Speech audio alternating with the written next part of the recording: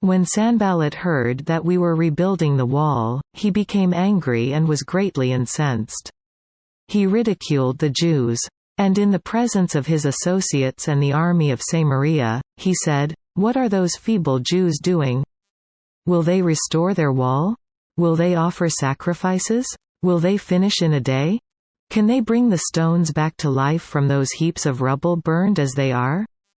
Tobiah the Ammonite, who was at his side, said, "What they are building, if even a fox climbed up on it, he would break down their wall of stones.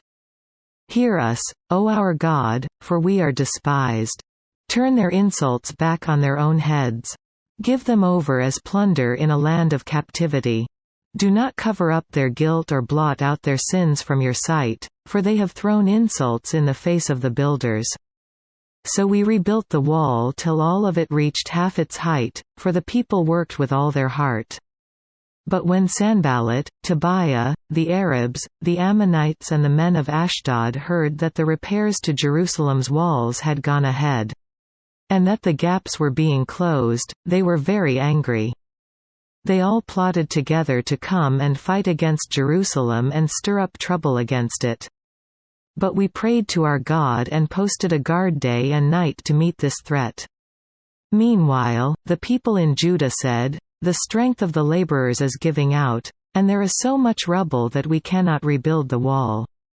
Also our enemies said, "Before they know it or see us, we will be right there among them and will kill them and put an end to the work." Then the Jews who lived near them came and told us 10 times over, "Wherever you turn, they will attack us."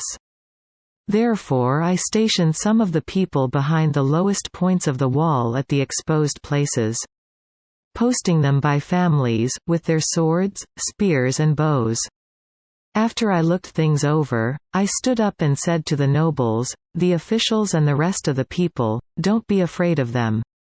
Remember the Lord, who is great and awesome, and fight for your brothers, your sons and your daughters, your wives and your homes."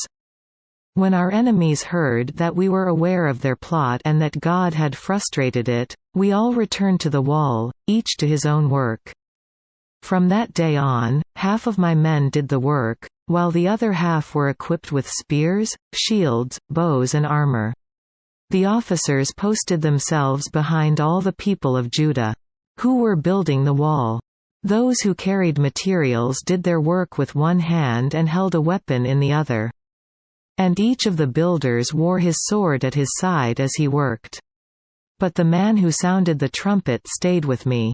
Then I said to the nobles, the officials and the rest of the people, "The work is extensive and spread out. And we are widely separated from each other along the wall. Wherever you hear the sound of the trumpet, join us there.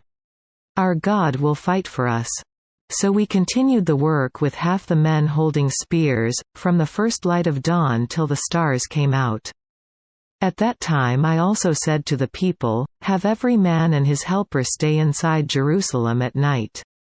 So they can serve us as guards by night and workmen by day." Neither I nor my brothers nor my men nor the guards with me took off our clothes, each had his weapon, even when he went for water.